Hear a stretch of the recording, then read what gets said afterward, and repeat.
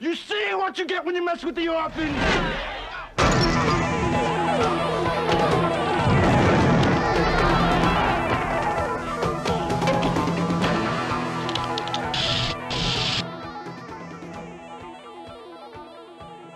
We were a low-budget film. We shot all at nights, and there were about 5 other movies that were being made in New York that summer.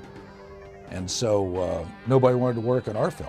So crew-wise, it was very difficult for us to crew up. One of the first things that happened was that we had to dismiss a first AD, and we had to replace him. And we decided to bring in a first from LA. Back at that time, it was considered that Los Angeles assistant directors could not do New York street pictures.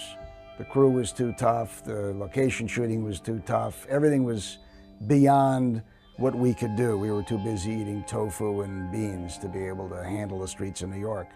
So I had to go out there and prove myself. The consequence of it all was that I was looking at it from a perspective of career success or survival. And later on, I realized it was like the Odyssey. We would go in 5:30, 6 o'clock in the afternoon to the Gulf and Western building, you know, up by Columbus Circle in New York, get in a van, be driven out to wherever the location was in, you know, whether it was the Bronx or Brooklyn or wherever we were filming, film all night, be brought back to the Gulf and Western building. You know, we filmed until the sun came up, so you'd get back there, you know, 6 o'clock in the morning or whatever. I'd go home, eat, go to my apartment, usually wake up around 1:30, have something to eat, and I would go to the gym. I was usually at the gym by 2:30 in the afternoon. So throughout that process of filming, I stayed in shape, and, you know, and I know others had their regimens as well. We didn't realize how short the nights were in New York in the summer, and the fact that you had to have an hour lunch every night, which meant in reality you were losing an hour and a half in the middle of what was already a short night. One of the things I loved to do was find locations and set them up and get the permission and all those things. So as we were going along, Walter wanted to shoot in real areas. He didn't want to shoot on a soundstage. He wanted to shoot in the Bronx, and he wanted to shoot in Queens, and he wanted to shoot in Coney Island. So I had to have extensive meetings with the police department and their gang unit, and we determined where it was more safe to be. And then we would go from there, and then we would go look for the locations and try and find the most interesting visuals that we could. Walter did a very clever thing in the script, which is when they look at the subway map of New York and they point out where they are and where they have to get to.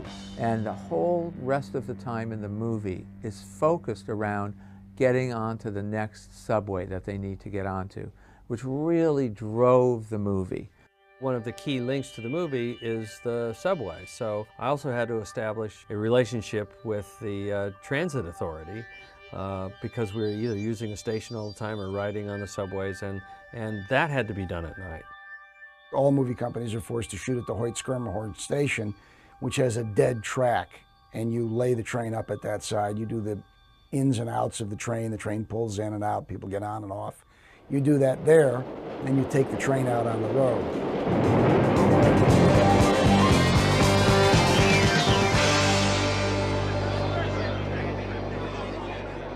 We shot the Conclave in Riverside Park, and it was very exciting. We all dressed in 1 or 2 trailers. That was it. We knew something special was happening, I think, you know. Well, it was our big money sequence in the movie, and it was unusual because usually you try to have your biggest sequence late in the movie, but we were kind of trapped by the notion of the story. It was very difficult to get everybody into the situation, you know, the amount of kids, and get them into costume, and again, the short nights. I think it's the sequence that cements the style of the movie. It not only states the problem of the movie, but as a matter of fact, it rather falsely demonstrates one premise, and then the outcome of the sequence then really states the premise of the movie. One gang could run this city. Nothing would move without us allowing it to happen. We could tax the crime syndicates, the police, because we got the streets, suckers! Can you dig it? My recollection is we had 1,000 kids in the Riverside Park riot. and each one was a member of about 200 gangs. There were a lot of gangs, a lot of different colors. And there was a challenge to get these kids to listen. And I used what I call a God mic, where you put up a lot of speakers and amplifier, and I have a microphone, and it's the voice of God. I fill the room. So I can talk softly, communicate, but also keep it orderly. It was a wild, wild 4 or 5 nights. We had this wonderful actor who played Cyrus, who had replaced an actor that we cast who we could never find. A real gang member, a real leader of a gang, who we cast, came in, and then when we went to put him in the part, nobody could find him, and who knows, I never, to this day, don't know what had happened to him, never heard from him again. So we cast another guy who was absolutely fabulous. Roger Hill, who played Cyrus, gave his speech, and he very theatrically climbed up on that jungle gym made of wood and started talking about our little piece of turf. I got goosebumps thinking about it. He was just wonderful. Our turf. Our little piece of turf. That's crap, brothers. Everybody cheering like that. They meant it. It was supremely exciting. He was so good and so charismatic that it actually started to seem almost believable for a minute. It's often imitated. Can you dig it? It was this great kind of faux messianic speech and resonated forever. I was a stunt coordinator on the Warriors, and I couldn't find anyone to do that particular stunt. Walter wanted it, so they actually put the Afro sheen in my hair, and we did the whole thing, and I ended up, unfortunately, doing that stunt.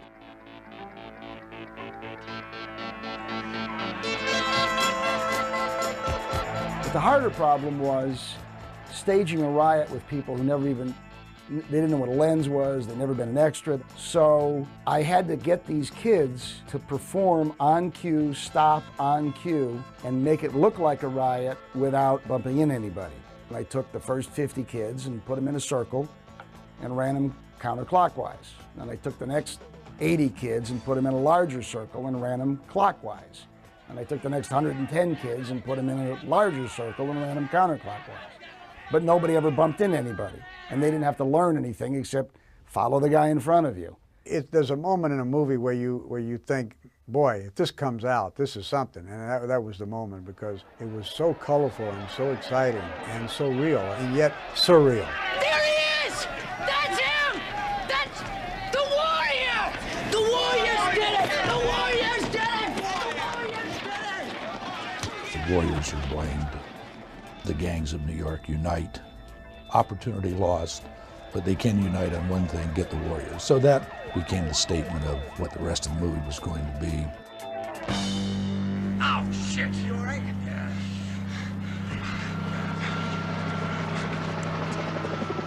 I was very concerned of one element in our story, and that was that the story was to take place entirely in one night. I thought that it would be unreasonable to assume that we won't show up to location one night during the summer in New York and it wouldn't rain. Indeed, we had some pretty heavy rain at times. Now, my suggestion was that very early in the story we would introduce a New York City summer downpour. And the reason I wanted to have that scene is because that gave us the excuse to wet down the street in every take that followed this particular sequence, so that we would have the benefit of the wet pavement reflecting all the lights and colors. And I knew that that would not only add to the quality of the image, but also help with the technical shortcomings. Added to these difficulties was the subway. Photographing in the subway, every element had a big asterisk next to it, and on the bottom of the page it said that the asterisk meant impossible. From my point of view, the difficulty once again came from the technical shortcomings at that time. The subway cars, for instance, had a certain type of fluorescent lighting built into it, part of the design of the car. So there was no such thing as turning them off and putting up my lights. What I decided to do was that, first of all, I borrowed some of the tubes from the Transit Authority, and my electrical crew made up very makeshift lights for fill and modeling within the car. But we couldn't really correct the areas outside of the car. New York City, for instance, as seen through the windows of the subway cars, or the tunnels. And what we did, we just mixed it with so many other colors that the hodgepodge of lighting, in fact, became one of the strengths of the photography. It was unusual, it wasn't normal. Shit, this train's had it. Why couldn't it rain now? Come on. I had to go to the transit guy and say, why would a train stop? You know, these guys are on their way and usually nothing stops the subway. And he said, well, if there's a fire, they would stop. So we created this fire that would, in reality, stop the train, so they had to get off. Because we were trying to find ways that they would have to engage another gang.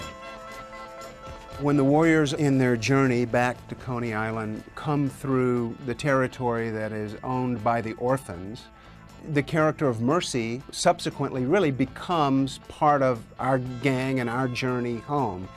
You know, that's her choice, and we somehow, especially the character of Swan, tacitly agrees to that happening. I have to say, it's an incomparable position to be in. It was amazing. It was just me and a bunch of really cute, great guys, and they made me feel like $1 million. Everybody did. Walter did, Frank did, and I was trying to dress one night, perhaps in the costume trailer, and all the extras were working that night, and somehow my space disappeared. I had no place to be because they were all dressing. And it was that evening, the guys said, come into our trailer. And from that moment on, that was my trailer too. And they were actually perfect gentlemen always. I don't remember an inappropriate moment ever. She had some bad luck, we all did, when making the movie. She had broken her wrist and had to have a cast put on, and we shot around her for several weeks. Then finally we ran out of work, and that's why she suddenly appears wearing a coat. There was never really much of a way to explain it. So we just brought her in, and I put this coat on her, and she announces that she stole it. Where'd you get the coat? I stole it. Cops are looking for somebody in a pink top. In the original screenplay, the character of Mercy and Fox become the love interest. The character of Swan has a different arc that he goes on. He's captured by another gang and held prisoner, and eventually escapes from that incarceration and finds his way back in some subway place, meets up with some members of the gang, and then they have that final confrontation with the rogues. But I think part of that changed because there was an on-screen chemistry between Deborah and myself that everybody, Walter, Larry Gordon, the editors, whoever was watching that, just saw it happening. On a movie, things do happen, and it became somewhat obvious that the chemistry between Tom Waits, the Fox, and Deborah, that chemistry wasn't happening, but the chemistry between her and Swan, the Michael Beck character, was happening, and it wasn't scripted that way. So it became then, well, what do we do? I mean, you know, how do we deal with that? And so they came up with the solution of the Fox is going to get a fight with the cops, and he's going to get thrown in front of a train. He and I weren't communicating very well. I've always felt badly about it. So finally, I figured out a way to eliminate his character. They think we shot Cyrus. Every gang in the city must be looking for us. Holy shit. You have the warriors and their journey home, which is not just going from one gang to the next, but they split up. They have their separate adventures. The script also adds the tension of scenes with the Riffs, who are chasing them. David Patrick Kelly as Luther, a great villain in scenes where he's tracking their progress. The warriors themselves are almost nerds at the beginning of the movie, you know, as opposed to the other gangs who are supposed to look really threatening. The other gangs have a lot more going for them than the warriors. The one gang that really has the energy, though, is the Baseball Furies. The moment they come on screen with this makeup and grabbing their baseball bats, you know you're in another land. Maybe we better take off. Yeah, right. Holy shit.